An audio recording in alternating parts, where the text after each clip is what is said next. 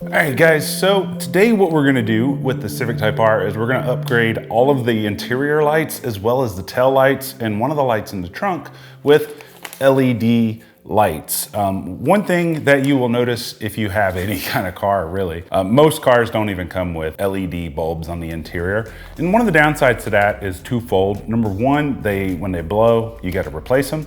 And LEDs don't typically blow or burn out. And number two, they're just not bright enough. One thing I did notice about the 10th gen Civics, at least with the Type R, is the interior lights are just nowhere near bright enough. So this company called Oxbeam sent me out a bunch of LEDs for the Civic Type R. And what I'll do is I'll put links in the description for you along with the sizes and how many of each size you're gonna need. That way, if you wanna upgrade all of your interior lights or your reverse lights on your tail lights with LEDs, you can do so. Now, thankfully, there's not many tools that we're actually gonna need. You're just gonna need a panel popper for the interior lights, and then you might need a Phillips head screwdriver, I think, on the reverse lights, but we'll talk about that when we get to it. I tried to block out as much light as I possibly could from the garage here. There's a little bit of light that's coming through those blinds on the wall there, but as you can see, this really isn't very bright at all. And it has that orange tingy color, and honestly, it's kind of hard to see anything at nighttime if you have to pull over and use your lights. That is your front dome light, and that's the light you'd use to read maps and stuff like that. And then that is the rear interior light that kind of would illuminate the back seat and stuff like that. And as you can see, they're just really dim. Even with this camera is really good at low light. This is just ridiculous on how dim these interior lights are. So let's jump into how we actually change these bulbs out. So to get these out right here, what we have to do is we're gonna take our little hook thing here, our panel popper, and you just push in, and then you can wedge this in, and then that will pop out. Just like that. And then what we do is there's a bulb straight in here. We're just gonna pull that out. Then we're gonna take our new LED bulb right here. You can see that. The round side is gonna be the bulb, and then this side right here is gonna be the side that we plug in.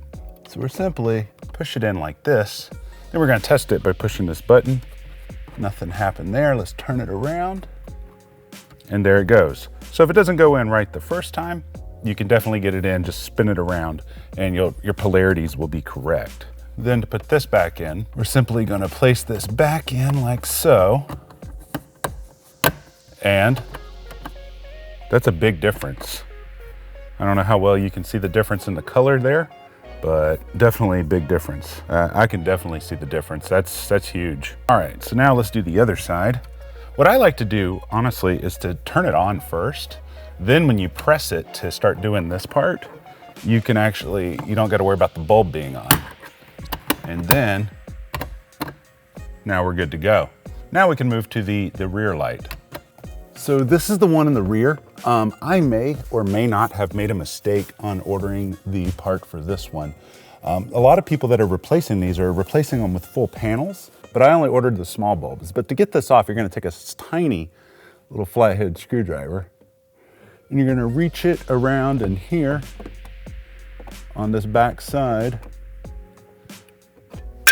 Oops, and there it goes. It just falls off like that. You're simply gonna, all right, there we go. And then that bulb just comes out. Now, like I said, I'm gonna see how this one looks, but I have seen it where people do a full LED panel inside, but I'm curious to see how just one of these little fellows will work. All right, there we go. And to put this back on, I'm gonna start at the front. And voila, now we got that one done. Now we can move on to some other stuff. All right guys, so now we're in the trunk of the Type R. Now, if you have a Civic Si or a Civic Coupe or a 4-door, this is probably gonna be different for you, but if you have a hatchback, the interior light for the rear hatch in the trunk is on the right side. And from what I've seen, the easiest way to take that out is to take a small flathead screwdriver and to just simply pop it out like so, and to just pull it gently, kind of like this. Then you can turn it around, and because it's on, I'm just gonna use this little flathead here to push this bulb out. because it's probably really hot. Now with that removed, we can take one of our new ones and we can just install it. All right, now we can twist that back and put that back in, just like that. Not too bad, right?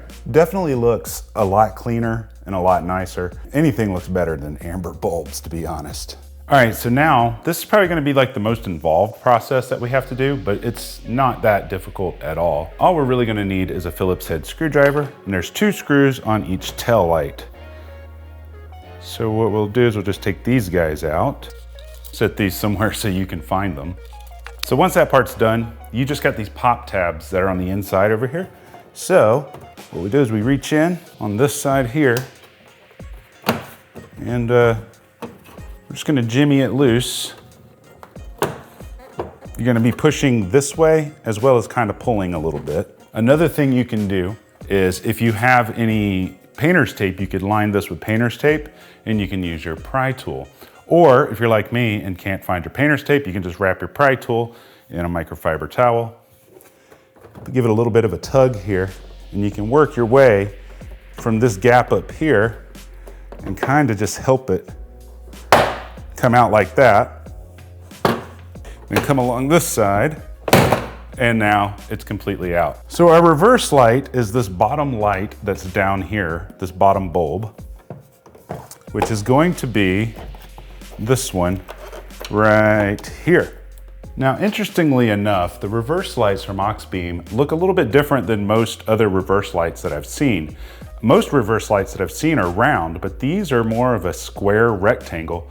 So I'm interested to see how these are gonna look. So let's just get to it. We're simply just gonna pull that bulb out just like that.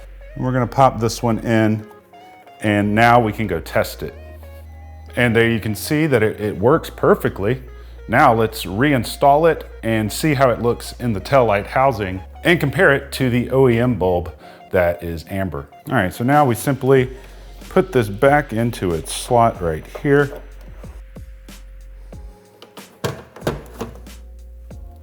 So that definitely looks a lot nicer than the original OEM bulb. Let me show you the OEM bulb. So this is the OEM bulb right here. As you can see, it's definitely more amber colored. It doesn't look as nice. I can't really tell if the other light is brighter, but judging by the garage door, I think it is brighter. Let me show you. Let me go turn out the garage light and we'll take a look at this. So on this side, we have the amber bulb right here.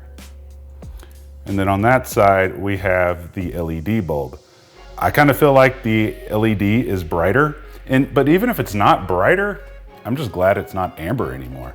Back up top. All right, guys, so I've been running the lights on the car now for a little over a month, and I kind of want to give you guys an update on how they're holding up. So far, they're holding up good. I mean, there's really nothing, they're just LED lights. You know what I mean? They're super affordable. I think the reverse lights were like 16 bucks, and then all of the interior LEDs were like $15. Like I mentioned earlier, I'll put a link down in the description if that's something you want to check out for yourself. One set of lights that I didn't replace in my car was the vanity mirror lights on your visor. I just didn't think about those when I ordered the lights. They are a different size from the rest of the interior lights, so I may or may not order those. I don't really use the vanity mirror very much, so I mean, it's not that big of a deal to me, so I just didn't worry about, you know, replacing those. But overall, they're holding up really well. I do notice a big difference at night when I'm in reverse and looking at the reverse camera. The illumination is just a lot better than it is with the standard lights. So for that, I'm very grateful for it. The only other options we really have for tail lights is to get the Mugen tail lights. I believe those are LED, but those are like 750 bucks. I mean, they're really expensive tail lights. Or I think the high rev sports tail lights are kind of like the Mugens, but those are always out of stock. So those are like 350, and then they got the Opt 7 tail lights. But if you don't want to switch out your entire tail light, this is your next best option, is just to, you know, put in reverse lights. So, you know, now I did want to give you an update for some future videos that are coming in.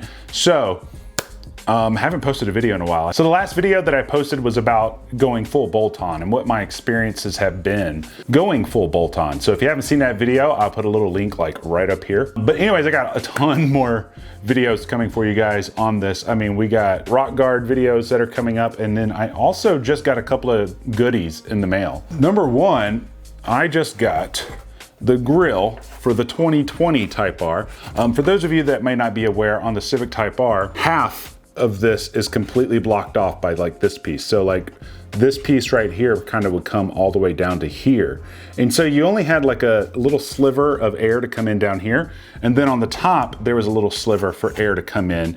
And this was one of the changes that Honda made to the Civic Type R for 2020. And they did that to improve cooling. So I went ahead and ordered this. I will throw a link below to where I picked it up. They're not that expensive, nor are they that cheap. The main thing that kind of makes them get a little pricey is the badges. You could take the badges off of your Type R if you wanted to, off your existing grill, but I just didn't feel like dealing with all the double-sided tape and everything, so I just ordered new badges, plus my front badge is already cracked by a rock. But the front badge on this is different than it is on the 2017 to 2019 Type R. So got a video coming on this, as well as parts list and all that cool stuff. A bunch of other cooling mods as well. We got a vented hood that we got to install, and then also I got a couple goodies from PRL Motorsports right here. This is the Flex Fuel kit. From what I understand, with a Flex Fuel kit and a tune, it shouldn't be no problem pushing 400 wheel horsepower. However, the downside is to where I live is there's only like a handful of stations that have E85. And my closest station is like 30 to 35 miles away from me. So I don't know if I'm gonna like keeping this because it's not really ideal for me to run flex fuel. But the cool thing about it is you don't have to run flex fuel. You can run standard fuel if you want to, but we'll get more into that when that video comes out here in the future. And then I also have the titanium inlet pipe coming from PRL as well. So tons of new videos coming. And then if we're really lucky, we're gonna be getting the P600 turbo upgrade from PRL as well, because I really wanna see, you know, how far we can take the Civic Type R, you know, without breaking it and stuff. And also without having to rebuild the motor and transmission. I just kind of wanna test the limits and then kind of bring it back down, you know, a little bit away from those limits and just have something that's fun and also reliable. And so I wanted to give you guys kind of an update on what's coming along. That way, if you're not subscribed, you can hit the subscribe button and the bell notification button and be notified when those videos come. But if you liked today's video, hit the like button. If you didn't like it, hit the dislike button twice. But until next time, guys, I love you. You guys stay sexy.